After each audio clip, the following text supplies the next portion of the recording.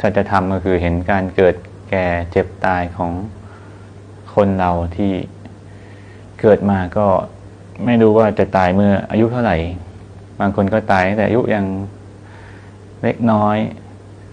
บางคนก็ตายแต่อยู่ในครรภ์มารดาเพราะว่าครรภ์เป็นพิษ